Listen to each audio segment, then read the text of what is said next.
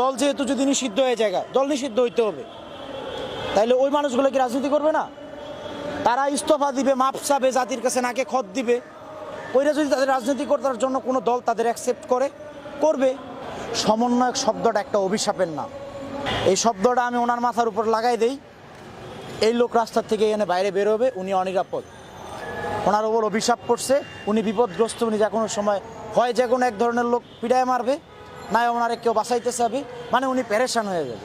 সমন্বয়ক একটা অভিশাপের নাম হয়ে দাঁড় করাইছে। কারা এর পিছনে ছিল? ছাত্রলীগ থেকে যারা ওই লীগ শব্দটা বাদ দিয়া, যারা ছাত্র থেকে লীগ যুক্ত করে ছাত্রলীগ হয়েছিল, সন্ত্রাসী লীগ হয়েছিল, ওরা আবার উপর থেকে আবার প্লাস মাইনাস করে আবার ছাত্র সমন্বয়ক হয়েছে। হ্যাঁ, ছাত্র সমন্বয়ক হয়েই যারা গায়ের মধ্যে অভিশাপের নামটা লাগাইছো, আজকে এটারে সব সমন্বয়ক তো খারাপ না।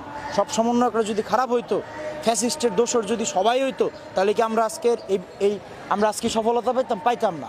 সব জায়গায় মির্জাফর থাকে, আমাদের এখনও আছে, তো ওদেরকে আমরা ফাইন্ড আউট করি।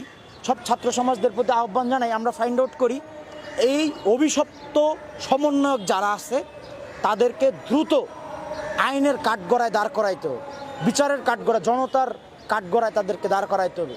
কারণ এই অভিশপ্তরা এই বাংলাদেশটারে জ্বলন্ত কয়লা বানায় ছাড়বে।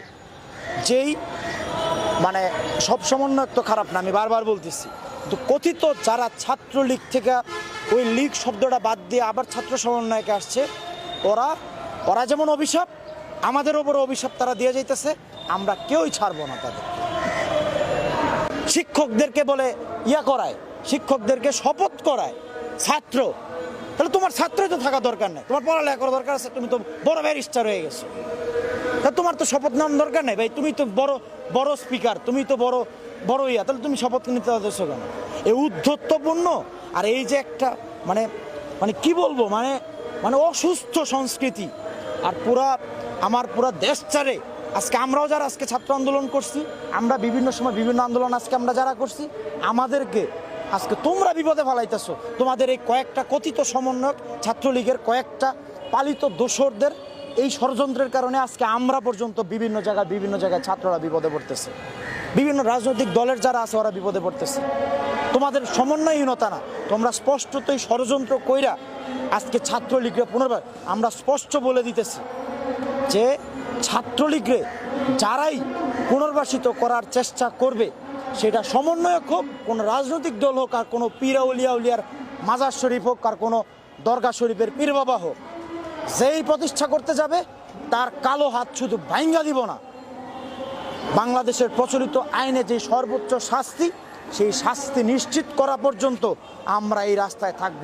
বারবার মাইর খেয়েছি না, অনেকবার মাইর খেয়েছি, তো অনেকবার মাইর খেয়েছি আমি না, এরকম হাজার হাজার ছাত্র ছাত্রীরা মাইর খেয়া, জনতারা মাইর খেয়া এখনো বিছনায় আছে। ওরা ওই বিছনার থেকে স্যালাইন নিয়া, ওই স্ট্রেচার নিয়া হুইল চেয়ারে করে আবার আন্দোলনে নামবো, কিন্তু রক্তের সাথে যারা বেইমানি করতেছো, তোমাদের শাস্তি কঠিন থেকে কঠিনতর হবে।